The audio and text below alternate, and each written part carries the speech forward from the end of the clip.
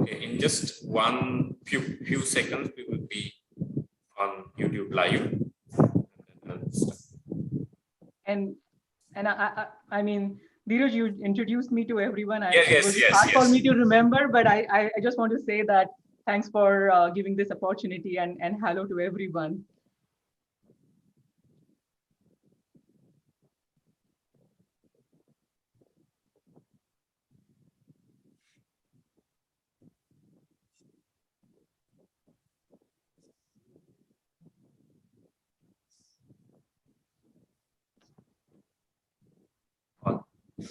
Okay, all participants, just requesting all the participants to turn on their cameras just for a few seconds.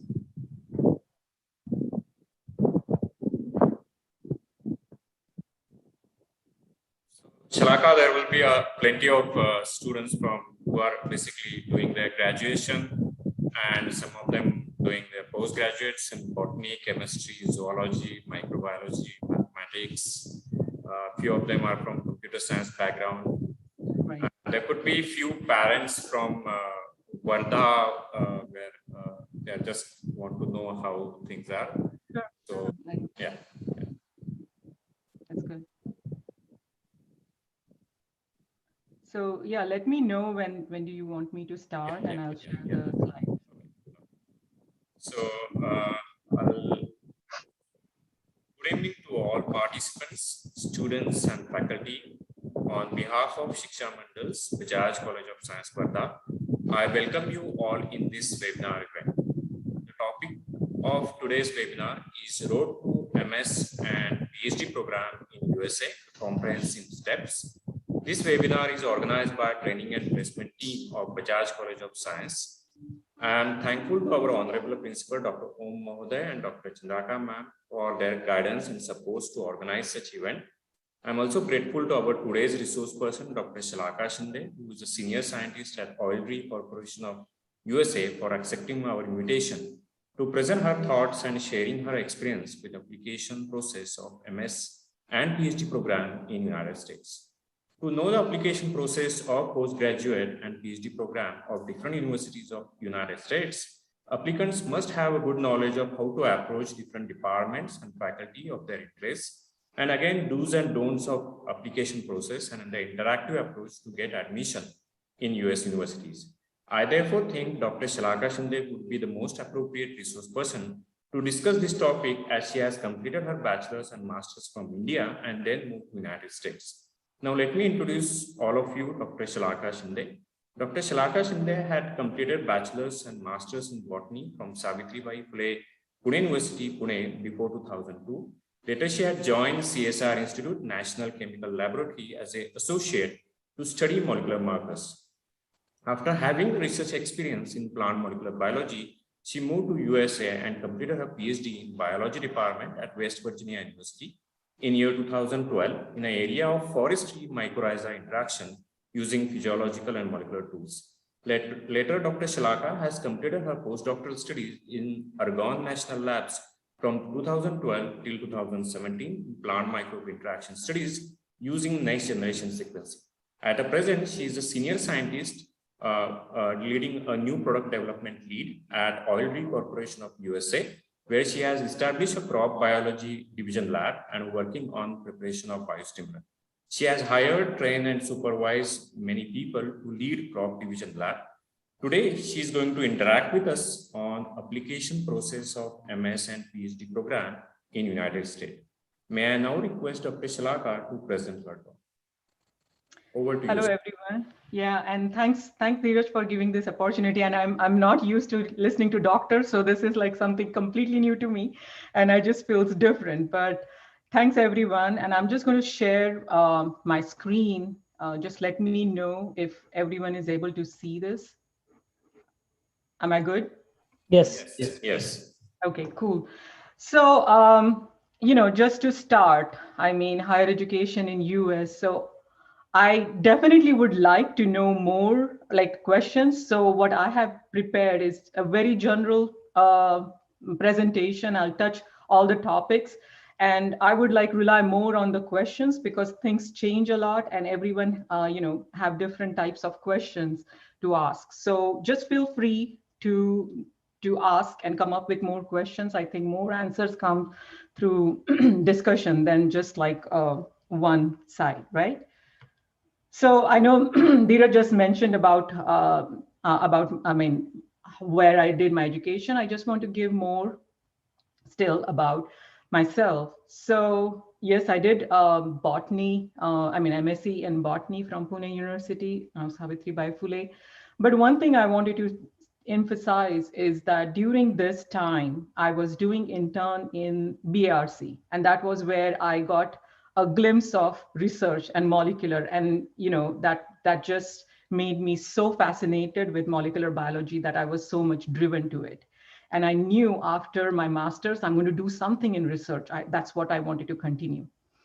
And then I started working in national lab. And as I was doing PA to assistant, like a project assistant over there, I realized I need PhD for that. And don't get me wrong, my motive was never to get to US. My motive was to do PhD. And I don't, I little bit feel embarrassed about it now, but I gave CSIR, right? You all know for PhD, you have to give CSIR, and I did give, and I didn't pass through because the rate of success over there is very low. I mean, that was the challenge. And then the next option was, okay, let's do GRE, let's get the PhD from US. And that's where I got West Virginia University. I did my PhD and then got into another national lab. I mean, I'm still so much, I have this passion about this national lab research work and argon. Soon, I mean, we kind of get so blindsided and so focused that this is what I love, this is what my passion is, and this is what I'm good about, but not given a chance and not seen what's out there kind of keeps you limited. So yes, I started my postdoc, became a scientist at Argonne National Lab, and then I realized, wow, this is like a chain of like all those part, and I wanted to experience something new. And that's when I started working in Oil Dry. That's a mining company, but I'm like developing new products, and now I'm a product manager.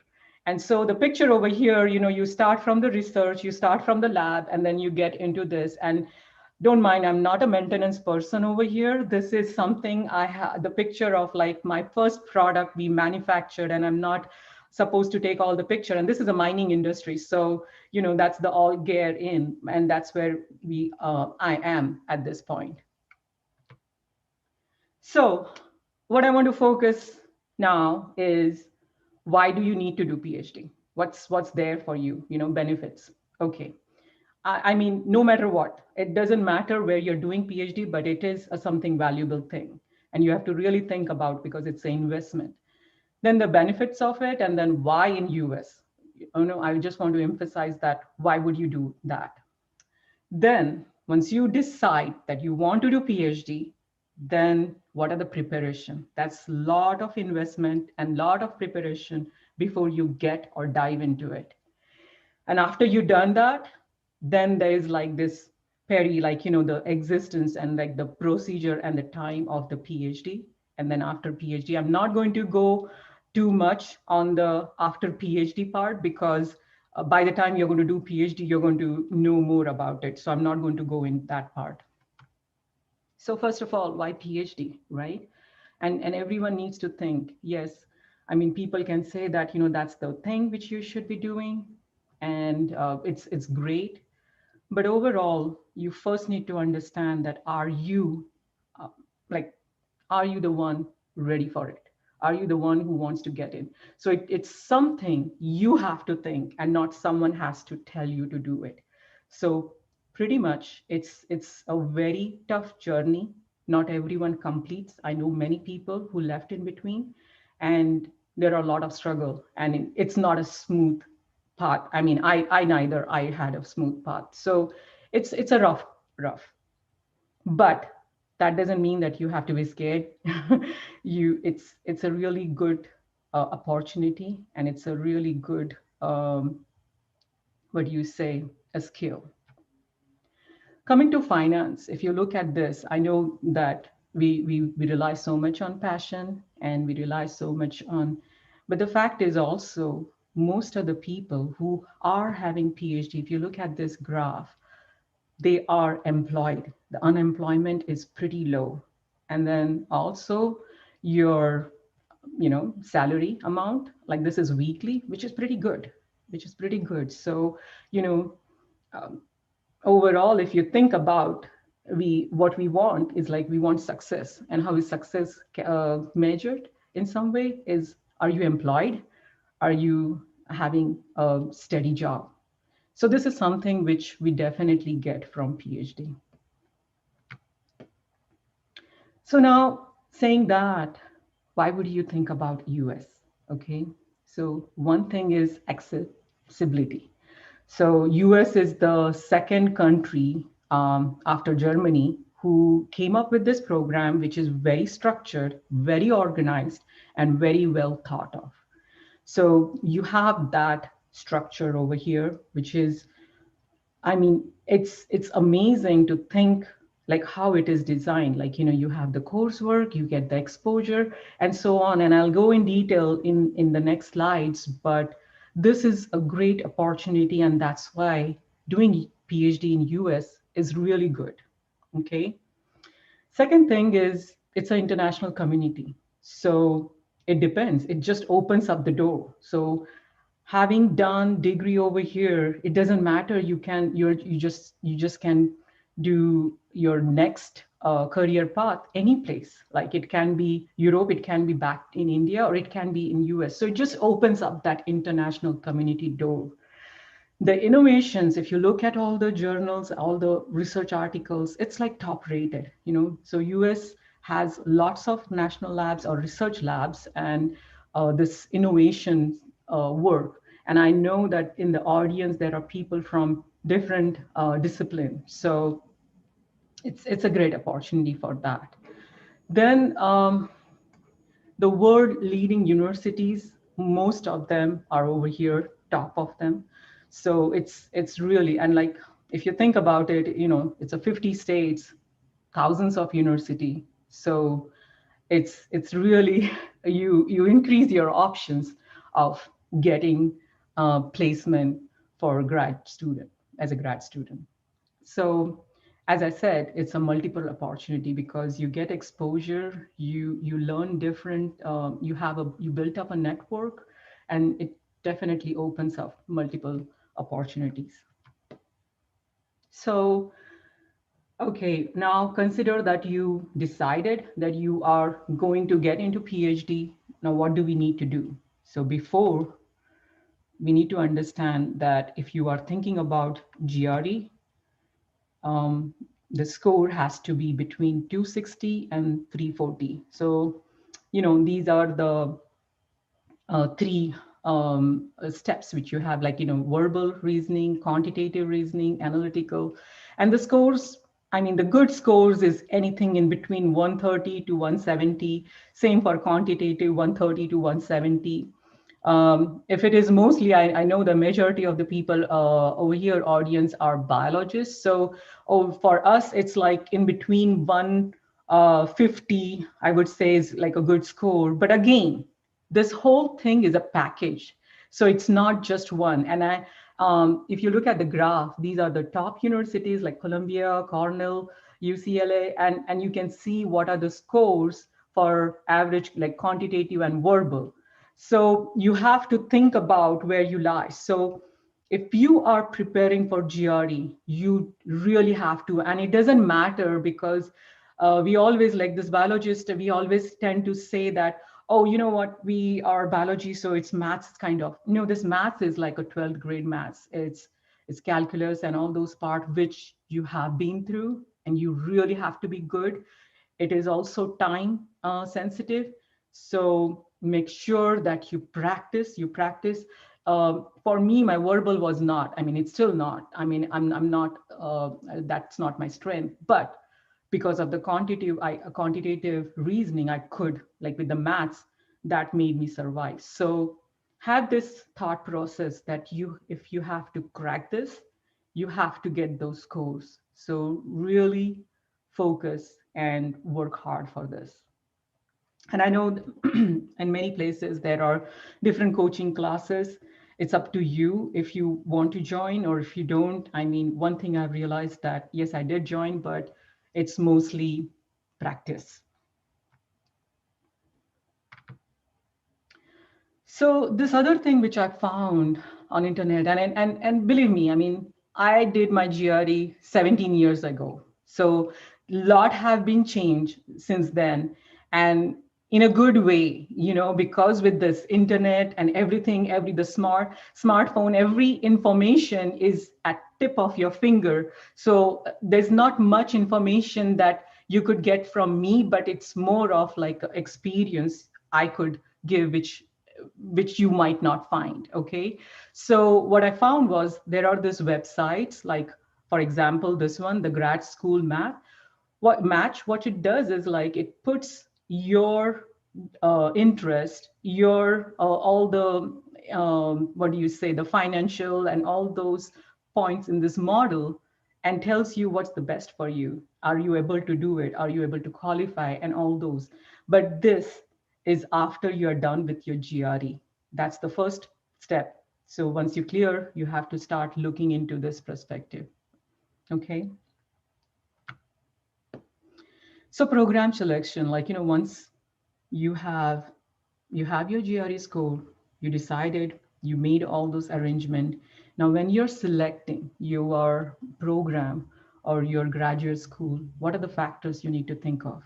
You definitely need to think about, I mean, I know it sounds ridiculous to have age factor, but definitely, I mean, it's something you have to keep in perspective, that it's going to be a journey of 4 to 6 year commitments, and after that you're going to start your career.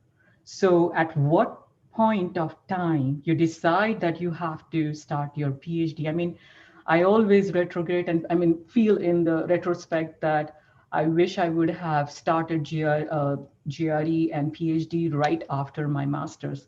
What I did was like I was working and then I realized, and by then I had already spent 4 to 5 years. So, think carefully. Time is really something which is very important. So you want to start your career like hopefully in 30s, then rather than like, your late 30s or 40s. So something to keep in mind. I'm not saying there is a age factor limitation for it, but it's something to think about. Okay. Then the coursework. So you have a coursework, and the way this PhD works is that once you decide what your courseworks are going to be, you have to give your qualifier exam. Then you have to, once you're done with the qualifier exam, within a year, you have to have a proposal defense. You have to put together um, you know a proposal to the committee, and then they decide like if it is going to be good, what they want to change, and all those part. In the meantime, once this is done, you can also try for internship. It's really good, and it helps, but that's like depending upon the university, and the program might change. You can try for different grants, awards, and fellowship also. That helps. So this is a time you kind of start building up your resume, kind of.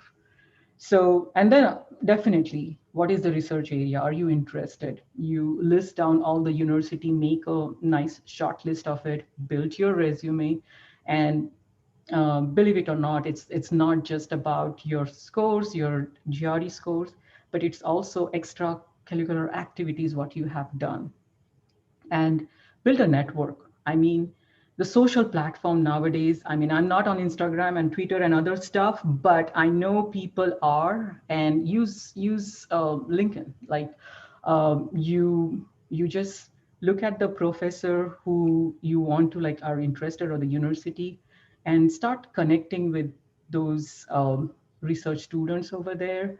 Email them, get to know more about it, because on the website everything might look good, but you also need to know if you are going to spend 4 to 6 years at some um, a division or under some professor, you need to know what the culture is, what's the reputation is, how things move.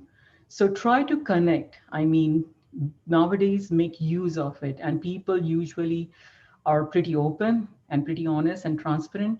Um, but doesn't mean that you communicate with five and all five are going to respond. It's likely that people are busy and they might not, and they might get um, many emails and not communicate. But don't stop. Just still try.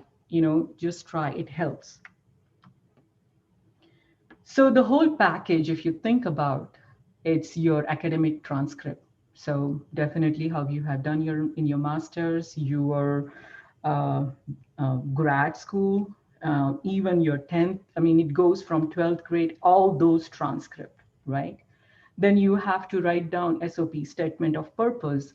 And that is something I would say you really have to spend time on. It's something which is very personal. Why would you like to? And people like the professor, the committee who selects this package go over it, they look into it. It has to be something which connects to the person, right? So it shouldn't be like, like the essays we used to write.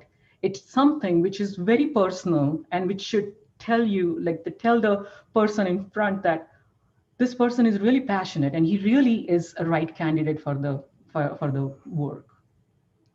So that's one thing. Then the research statement, like some universities require that, not all. Like they will give you the proposal and they'll try to ask you, like, tell us, like, what would you like to do over here, right? Your resume. And then also you can look into different writing samples, like what are there on, and again, like, in the internet, you get so many samples, so much do's and don'ts about this SOP, research statements, and so on. But this whole package, so as I said, this is not just one thing, it's a whole package which makes a difference. Just for example, say that your GRE and your TOEFL score is not good enough. It's something in the lower, say 130s and so on, but the SOP is strong, and that will make a huge difference. Your resume is so strong and you have done something apart from just academic.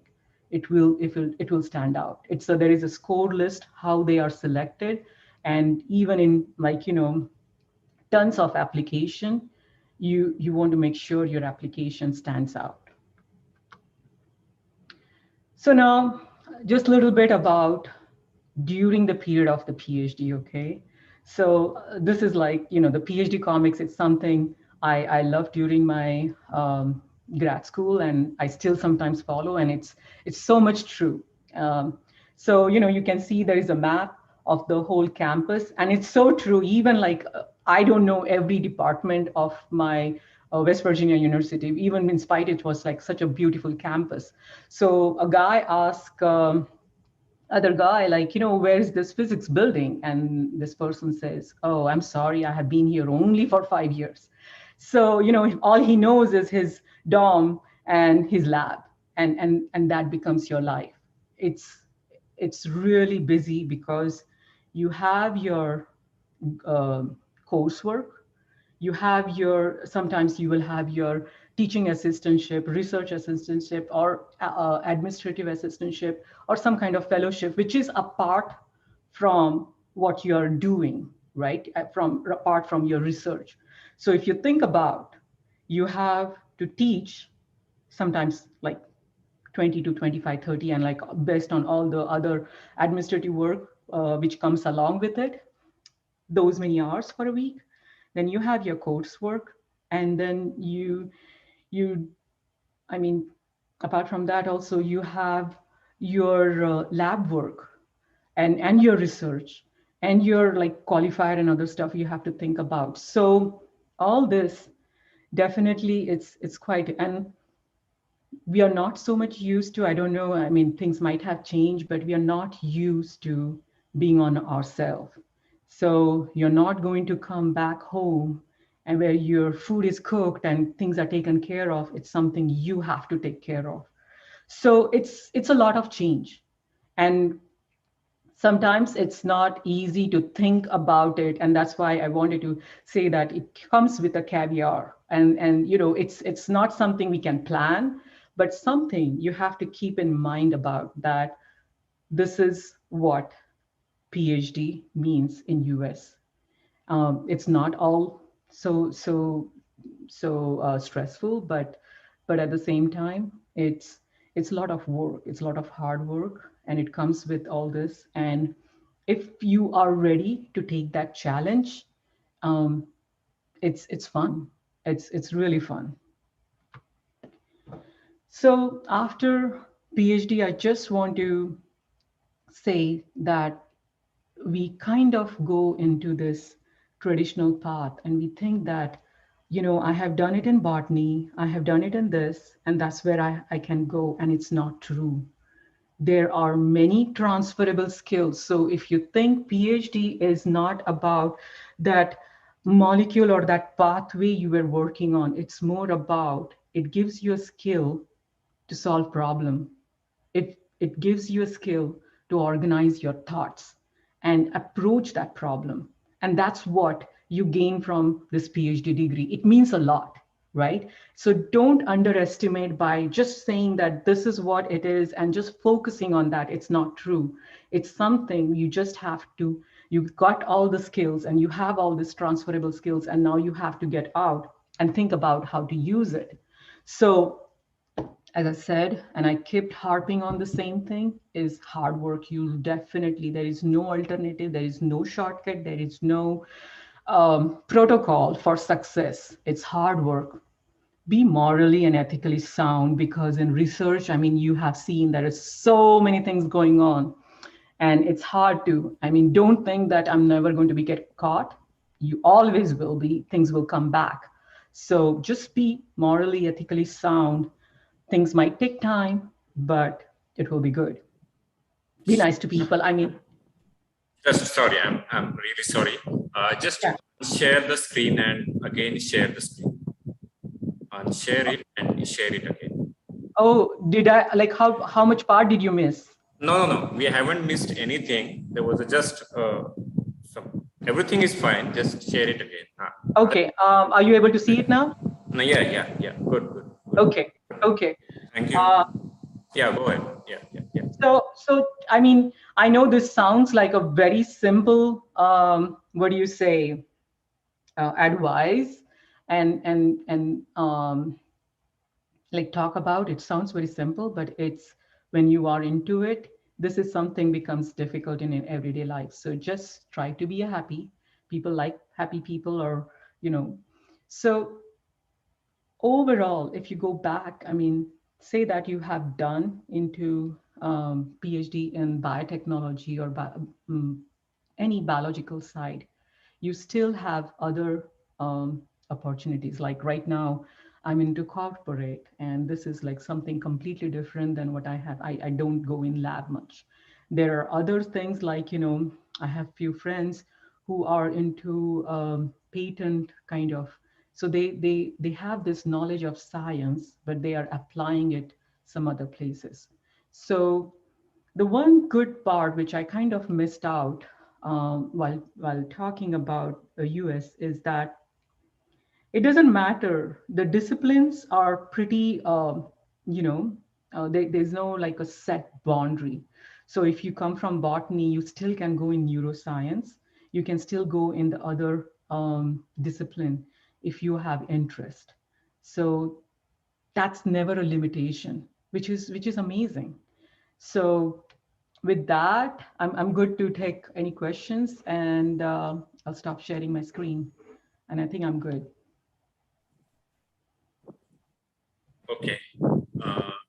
Shalaka, yes, I'll start with few questions because there were a couple of parents who were asking me indirectly. The first thing is when you are applying to different US universities,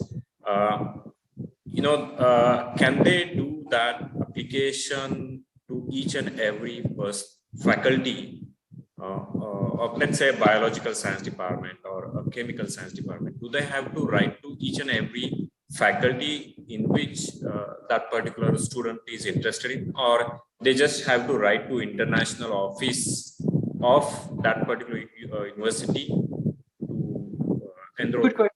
Right, right. So the way you go, I mean, and that's something like I had done, and still the trend is the same. So Okay. once you have your GRE done, I mean, you know that, okay, fine. Now, what are the universities you can get into? Because every university has their threshold. So, which is something which is open on the website. So, based on that, okay, now you know which universities.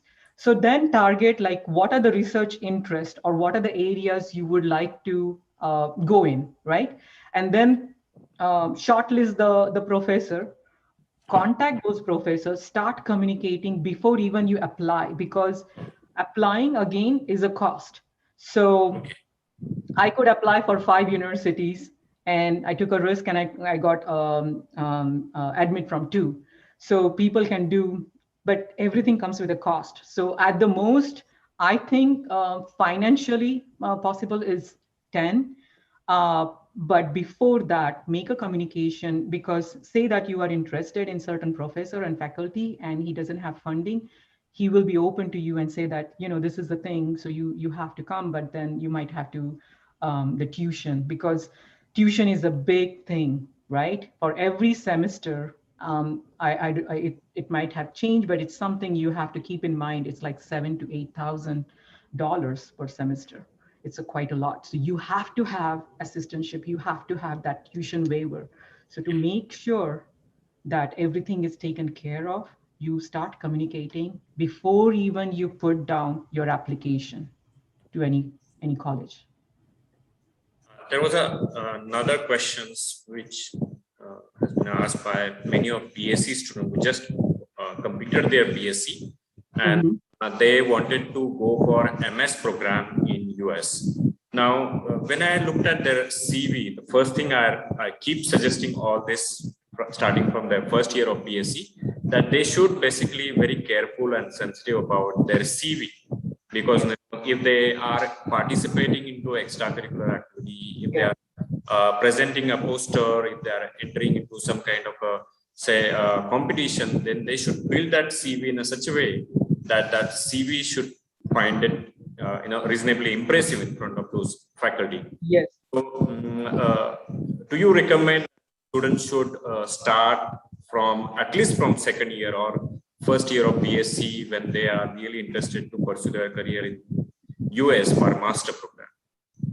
This is amazing that people are thinking about from the BSc level, because I didn't have that exposure till I got into masters. So they are thinking from early on. So if you are thinking from early on, that absolutely, and you hit the point, Dheeraj, that yes, you have to emphasize on extracurricular activities, because over here it's really, and it doesn't have to be anything related to academic. It can be, you're going for hockey, you're going for soccer, you're doing painting, you're doing social work, you're doing any kind of activity that tells the person over here that, oh, this person is all round. It's like he has other stuff. So don't undermine all this, and this is like something you don't have to do just for building up or just for this, but this is also something you're building up your own personality, right? So whatever you are passionate about, invest into it, and put it on and document it, because most of the time we do certain things without even thinking, and then it's hard to come back and then sit down, oh, I have to make that CV. So it doesn't happen overnight. You have to constantly keep building into it. But if you are conscious enough that you want to get that on your CV, then you have to take efforts, and you have to start keep looking, and more things. Once you start doing one, you start, it's like a cascade. So you start getting more and more information and more activities you can sign up for. So building a strong resume is basically essential requirement of MS and PhD programs. Okay, there's another question in chat box, which is that do you need a subject GRE, and do they have to emphasize more on the subject GRE or general GRE? I mean, which? I would say depending. Okay, so not all university require subject GRE. There are Okay. only few top universities which require subject GRE. I would advise that first focus on the general GRE because that's a must, right? So Okay. you clear that, and then if you target, there are certain universities which you want to get in, then I would think about the subject GRE. But start with general GRE. Not all university requires. There are very like 5% of the universities which require subject GRE. So Okay. something to be considered, right? And Now, yeah, subject GRE is pretty tough. yeah, yeah. Not to scare. Okay, I'll come to now financial aspect of when they're applying for MS and PhD program. Right. First one is I have recently seen a couple of teachers from Wardha who are basically taking a loan for the students who are for their daughters or son who are going over there and running their MS or PhD program. Do you really recommend that the students should go by taking a loan, or do you recommend that the students should go for teaching assistantship or research assistantship? And if at all you don't get teaching assistantship and research assistantship, then one should go for loan. What's your call? Good question. And luckily, I didn't have that option because we didn't have that much money. So there was Yeah. no option for me. Uh, jokes apart, I would seriously think that please go on some kind of fellowship, teaching Yeah, assistant, yeah, because yeah. it's again, it's a gamble, it's a business. You're putting everything into it, and then I would say that okay, after this is done, the outcome, like are we able to pay it off like within a year or Yeah, two? yeah, yeah. So if you put everything in perspective, think about every semester. Okay, so starting from GRE, you have, I don't know how much is the fee at the time I gave 17 years back, it was $150. Okay, convert it into rupees now. Then the application. Okay, each application is $200 to $300. So if you go give 10 application, the TOEFL fee, that's another fees. Okay, then you have your tickets and all those like basic miscellaneous stuff. And on top, if you are going to add your tuition fee and your rent Yes. and your it's a whole lot of things. So, Yeah. but the moment you get all these waivers and you are having a stipend, you are done. You are done. You can also save money. I mean, it's as Yes. good as you're getting your hobby and you're getting paid for it and you're getting Yes. your degree. So Yes. it's a gold mine. So why not go for it? So I would say that even if you, for the parents, I mean, especially if the parents are there, even if you have that money, please don't get it out. Leave it, keep it, and let us to like push your kids to get into some kind of assistantship. Push Yeah. your kid to be capable of that. Yes. Yeah, I think this is rightly said by you that it is worth pushing your son and daughter for getting teaching assistantship or research assistantship. Be a And you can do, and Dheeraj, like you have yeah, BCS. yeah, yeah, You yeah, know that, like people do any kind of job. I mean, yeah. one semester I didn't had teaching assistantship. All I was doing was Yes, building up the furniture. I mean, there's no yes, shame in doing hard work. No yeah, shame in yeah, doing yeah. job. You Yes, have to yes. earn, Yeah, right?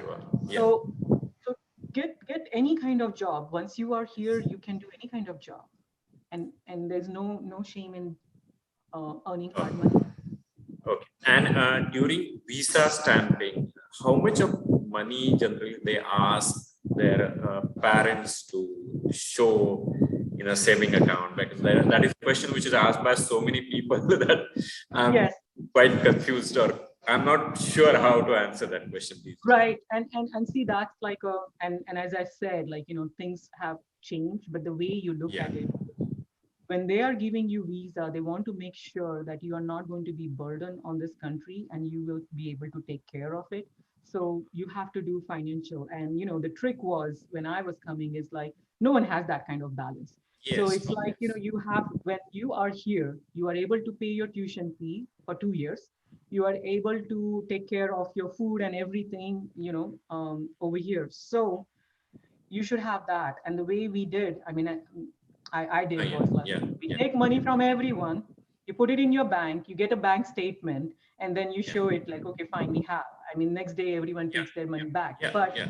That's, approximately, and you have to go on each website, university website, and on an okay, average, you have to figure out what is the tuition fee and add plus and okay, minus to it. okay, And you okay. should be able to keep yourself good for 2 years.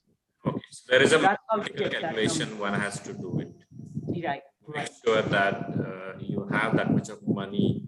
You show right. it however you want to show, but you basically make sure that you show that kind You of, have that liquid yeah, cash in the liquid bank. cash. Yeah. You need to show that. And I mean, apart from like say that, like they have promised you assistantship, they have promised you tuition waiver, but for some reason it's taken back, then what are you Yeah. going to do?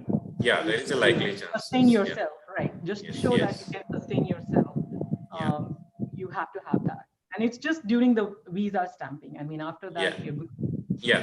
That's, and there is a question which actually you have already answered that question, but I just again, how many years does it take to complete PhD program in US? Now I think it varies with the subject to subject. It varies. You Is know it very well, right? It yeah, varies.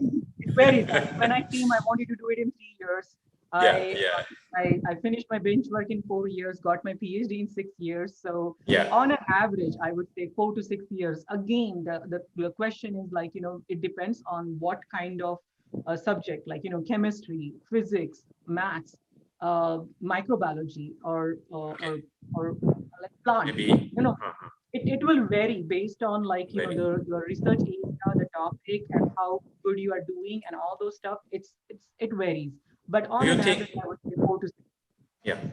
Do you think in engineering sciences it would take a lesser time as compared to the basic sciences, or it's still the same?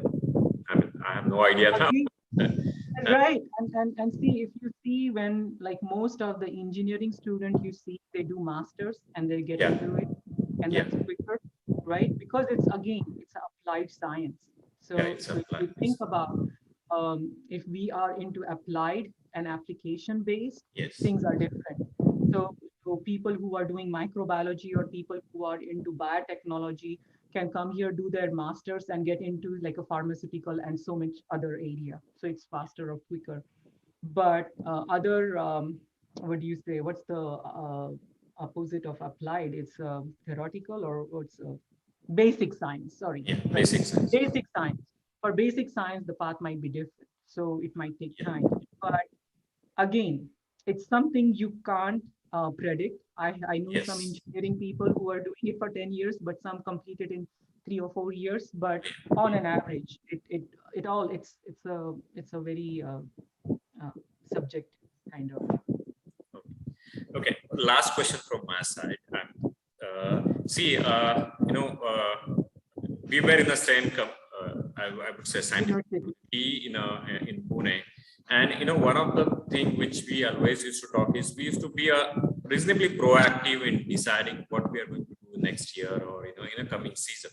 And this is the thing which I keep talking over here as well in my college, that there are many students who are, they are taking a decision to go abroad or to go in US, but they don't have a kind of a timeline of how they should tap either a fall session or the spring session. So can you give a little? Can you talk about a little bit about how Right, good to tap question. fall I session? Or Yeah, yeah, yeah, yeah. I kind of like didn't mention, but most of the universities, it's most advisable to go for fall. Okay, Not many fall session. Okay, right? So fall is the best, and most of them accept for fall, then spring. Some of them, but it's very rare. It's very rare. okay. So most relevant, I mean, most better option is go for fall.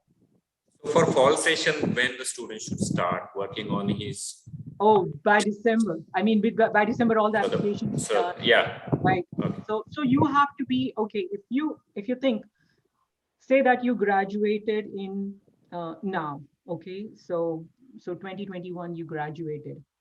Yeah. What is it? B, right? You done. So you have to start preparing for your GRE. So say that it takes 6 months, or sometimes people take a year, right?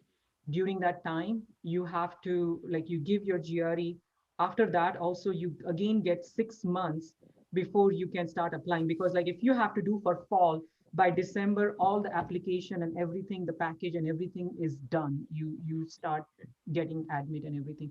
So you have to like actually is all calendar based. You have to plan when you want to plan for GRE. And some of the student, I mean, most of them, even for engineering, they start studying in their last year of Okay. engineering or last year of their masters, or You strongly recommend basically that the students should start working on their they GRE should in the they last should, year of their because just to graduation. get an idea like what it is like, and like Yeah. it's not just like studying, you have to give the practice to where you stand.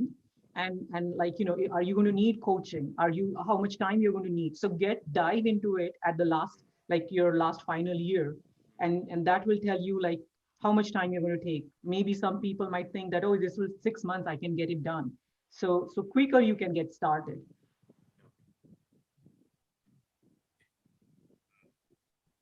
Okay, I think yeah, there are these are the questions which were there in the chat box. And, yeah, it was a wonderful having you on this platform, Shalaka. It's been a long time, and I Yeah. thought of, inviting various resource persons like you and few others from our network to basically give that kind of a feel of how everyone has made their career completely a successful case. And I keep giving students various options. You know, if you really want to have an international exposure, you go and have it. It's nothing wrong in having going abroad and then coming back, or staying wherever you want to stay. But decide quite early. I mean, be proactive and take a benefit of all those people who are there in different places.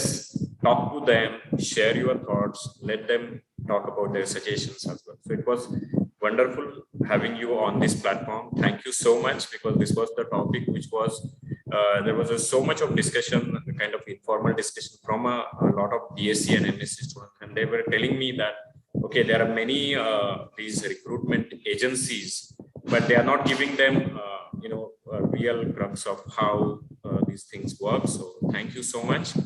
Now I'll over to Maheshwari sir to give a vote of thanks. Yes, sir. Thank you, ma'am. It was really a very nice attending your lecture. Means even there were certain things which I came to know today, and definitely means our students have really benefited from your lecture. There is no doubt about it. And the way you put up the things means all the students will get the idea how to move step by step and to start their studies for GRE, and how to achieve the goal, and without any lagging of or loss of any years. So that was a beautiful one. Really nice. And as a formal gesture, it's my duty to propose the vote of thanks. So I really thank you. I really thank Dr. Shalaka Shinde, our guest speaker, who is senior scientist in as well as in the new product development lead, Oil Dry Corporation of USA, United States. Then I extend my thanks to our convener, Dr. Om Mohodaya, who is the principal of Bajaj College of Science, Wardha, who has given us support and guidance at each and every step. I'm also thankful to Dr. Mamta Chandrakar ma'am, who is IQAC coordinator of a college. Then I'm thankful to Dr. Dheeraj Naik, who is coordinator of training and placement cell.